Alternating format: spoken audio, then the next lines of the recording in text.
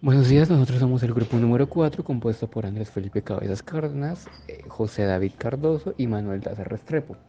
Y a continuación presentaremos el video del ejercicio número 3 que tiene que ver con campos magnéticos. Empecemos con el marco teórico.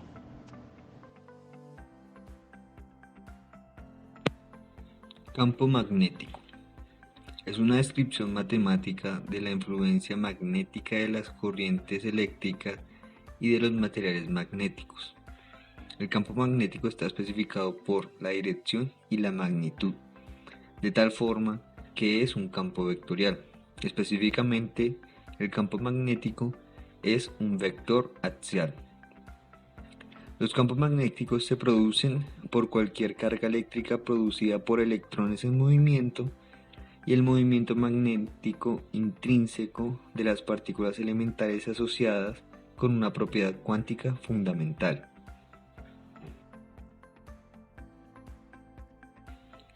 Movimiento helicoidal. Es el resultado de combinar el movimiento de rotación en torno a un eje dado con un movimiento de traslación a lo largo de ese mismo eje. Para la fórmula se da sea v sub 0 la velocidad de traslación y w la velocidad angular de rotación de un sólido rígido, la velocidad de la partícula situada en un punto P que no está situado sobre el eje de rotación está dado por el paso de la hélice estará dado por la siguiente fórmula.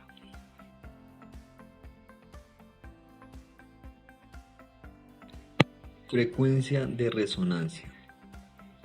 Podemos calcular el semiperíodo teniendo en cuenta que el tiempo que le lleva a un ión describir una semicircunferencia en el mismo e independientemente de su radio. A partir del dato de la intensidad del campo magnético, representado con la letra B mayúscula, la cantidad de carga, representado con la letra Q minúscula, y la velocidad, representada con la letra B mayúscula, podemos obtener el valor de W. El radio de Larmor está definido por R igual a M por V sobre Q por B.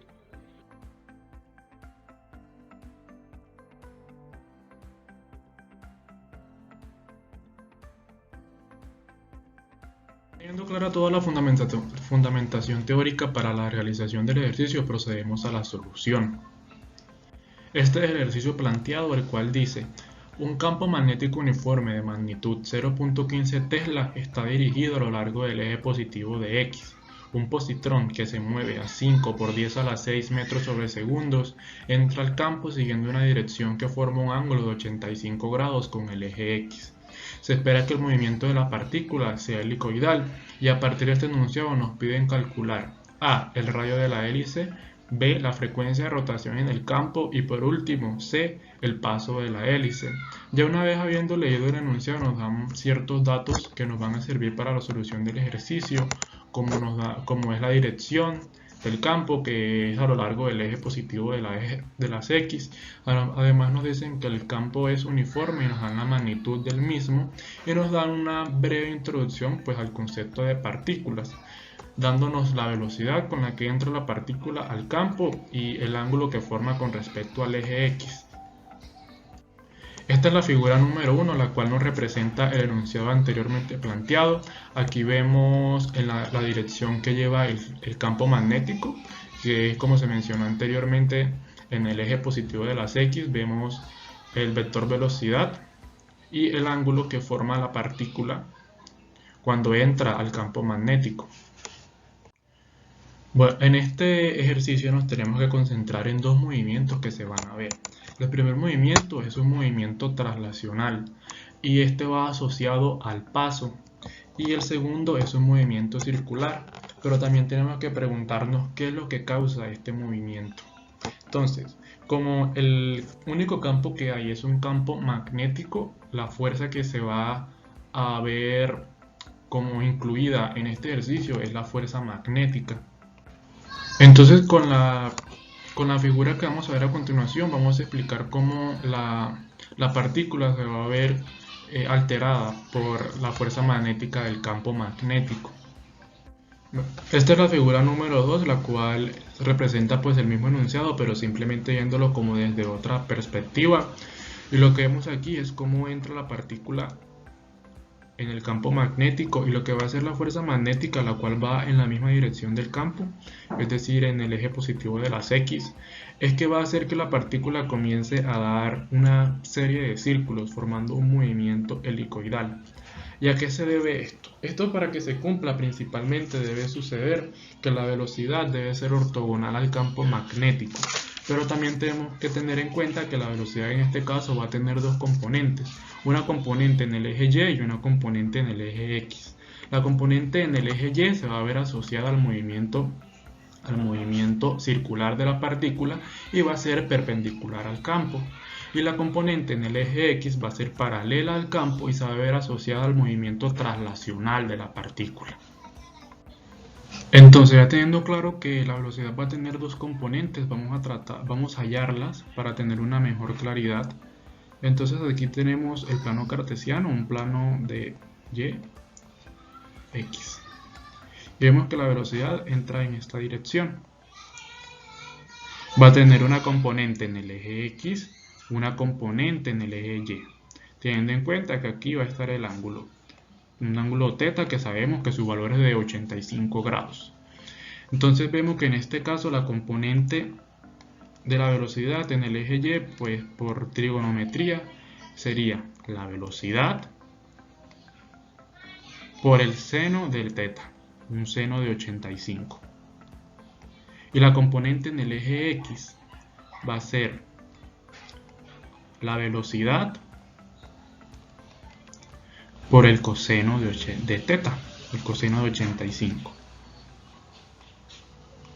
Y tenemos que tener en cuenta también que, como dije anteriormente, la velocidad va a ser la componente perpendicular al campo magnético, y la componente en el eje X va a ser la componente paralela al campo magnético.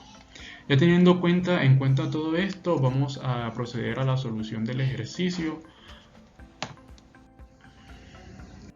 Bueno, antes de comenzar la solución del ejercicio debemos hacer ciertas suposiciones a partir de lo que se dijo anteriormente. Entonces tenemos que tener en cuenta, como dijimos en la diapositiva anterior, que esta va a ser como la mnemotecnia que vamos a usar para la componente de la velocidad paralela al campo magnético, y esta va a ser la mnemotecnia que vamos a usar para la componente de la velocidad perpendicular al campo magnético.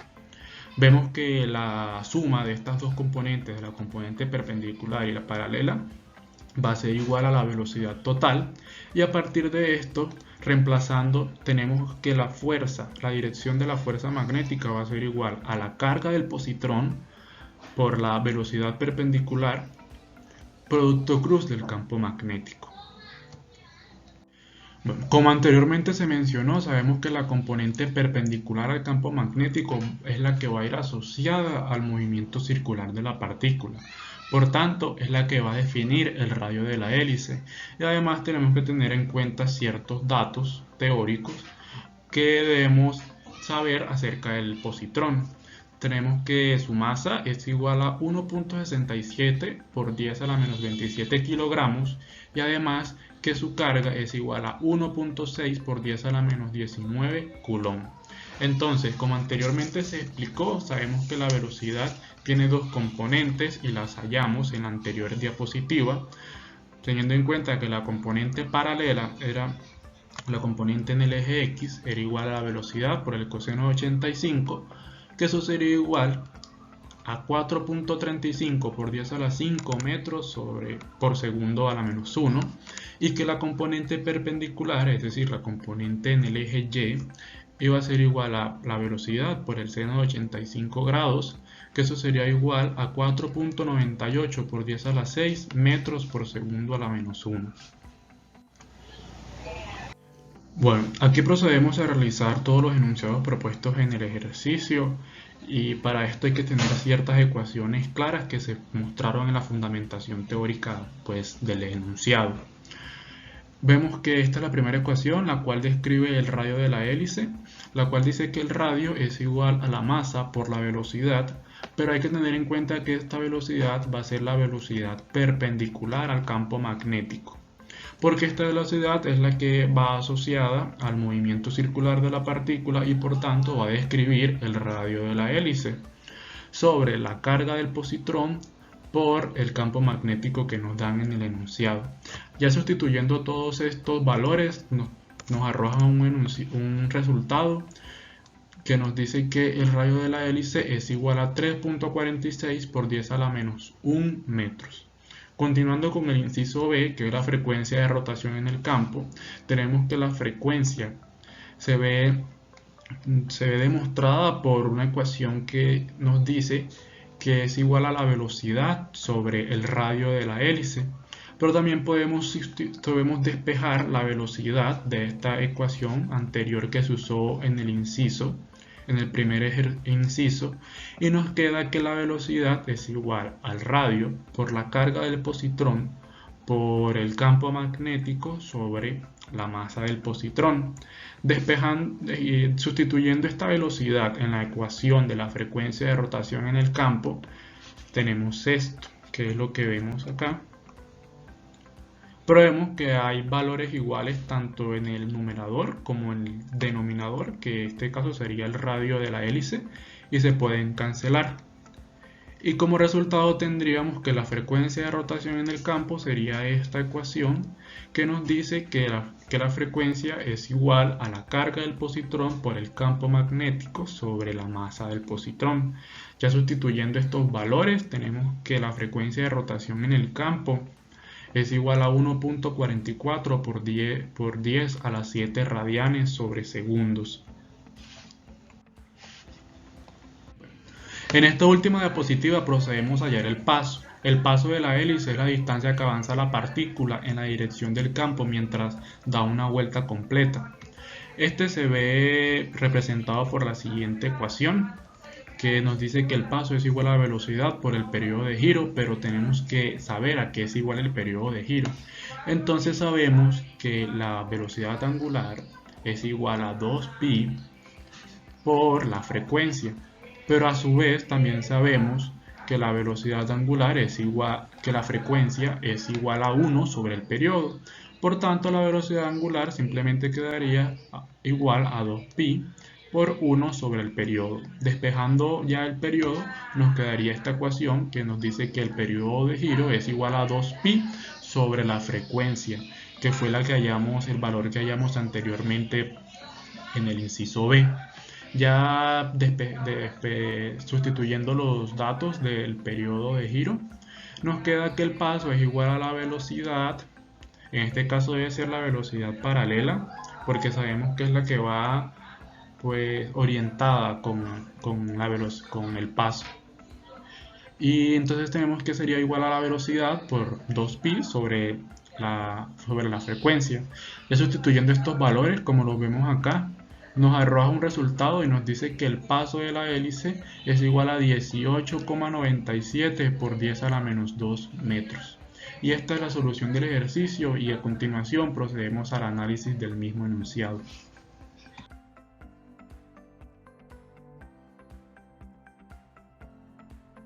Bueno, una vez tenemos la solución del ejercicio, ahora podemos pasar a hacer un análisis un poco más, un análisis final de lo que fue el ejercicio planteado. Bueno, primero empezamos con con un poco el tema del movimiento. Nosotros, como dijeron mis compañeros, el movimiento helicoidal es un movimiento que junta el movimiento traslacional con el movimiento rotacional. Entonces, aplicándolo a este punto en específico, este movimiento se va a dar debido a la dirección de la velocidad en el campo magnético, de la velocidad del positrón. Entonces, la solución que nosotros obtuvimos fue porque el positrón, la velocidad a la cual se estaba desplazando el positrón, estaba a 85 grados con respecto al eje. Pero ¿qué hubiese pasado si la velocidad hubiese sido completamente ortogonal al campo magnético? ¿Y qué hubiese pasado si la velocidad no hubiese sido completamente ortogonal, sino que hubiese sido completamente paralela al campo magnético. Entonces vamos a analizar un poco eso. Primero, esta herramienta que tenemos acá, este simulador de GeoGebra, nos permite ver los tres tipos de movimiento. Tenemos el movimiento de traslación, que es el movimiento verde, el movimiento helicoidal, que es el movimiento rojo, y el movimiento de rotación, que es el movimiento morado. Llegado el caso que la partícula el positrón hubiese tenido una velocidad inicial que fuese totalmente paralela al campo magnético, hubiésemos tenido un movimiento únicamente de traslación. Mientras que si hubiésemos tenido una partícula con una velocidad completamente perpendicular, ortogonal al campo magnético, hubiésemos tenido un movimiento únicamente rotacional. Entonces, como podemos darnos cuenta, tenemos por un lado el movimiento traslacional y por otro lado un movimiento rotacional. Pero como nuestro positrón no se estaba moviendo ni completamente paralelo ni completamente perpendicular al campo magnético, sino que tenía un ángulo con respecto al mismo, entonces tenemos una combinación de los dos movimientos y tenemos como resultante el movimiento helicoidal, como lo podemos ver en la figura. Bueno, ahora pasemos en este otro simulador a ver un poco cómo varía este movimiento helicoidal de acuerdo a ciertas variaciones que le podemos hacer. Entonces empecemos primero mirando este movimiento como está acá planteado, sin ningún cambio en el ángulo de la velocidad con respecto al campo magnético. Como podemos dar cuenta y como vimos en el pedacito anterior, en el simulador anterior, este será un movimiento únicamente rotacional, un movimiento circular, en el que no va a haber ninguna relación con respecto al eje. Básicamente porque la velocidad no tiene la velocidad es completamente paralela al campo magnético, perpendicular al campo magnético. Ahora, miremos qué pasa cuando yo varío un poco este ángulo con respecto el ángulo de la velocidad con respecto al campo magnético. Entonces pongamos, por ejemplo, una variación de 0,3, que eso no es que el ángulo se varíe 0,3 grados, sino que esto es algo que tiene que ver con respecto a la configuración del simulador. Acá ya podemos ver que hay un movimiento helicoidal, que se forma un movimiento helicoidal en el que ya hay un movimiento de traslación con respecto al eje, y no solo estamos viendo un movimiento traslacional, un movimiento de rotación, no solo estamos viendo un movimiento de rotación, sino que también estamos viendo uno traslacional con respecto al eje, porque ya tenemos un ángulo diferente. Ahora cambiamos un ángulo, habíamos puesto una 0,3, pongamos uno de 0,5, a ver qué pasa. Como nos podemos dar cuenta, el paso es muchísimo más amplio, cada rotación cubre mucho más espacio del eje Y que en el anterior, básicamente porque hicimos una variación mucho más alta. Y también, entonces con eso podemos comprobar que esas variaciones del ángulo son las que me dan el paso de onda. Finalmente, en este mismo simulador podemos variar otros parámetros, como podría ser la velocidad angular, ver cómo cambia esto. Si nos damos cuenta acá, pongámosle una velocidad de 0,3, por ejemplo. Las rotaciones se dan así, pero si yo cambio la velocidad angular, se dan muchísimo más rápido, pues por obvia razón la velocidad angular, no la aceleración angular. Y lo mismo si variamos el radio, acá podemos ver que la rotación en este caso se da en este radio, pero si yo coloco un radio más pequeño, como un radio de 2, pues obviamente el área completa de la rotación va a disminuir, el radio se va a disminuir y va a cambiar. Entonces, eso sería todo por el análisis.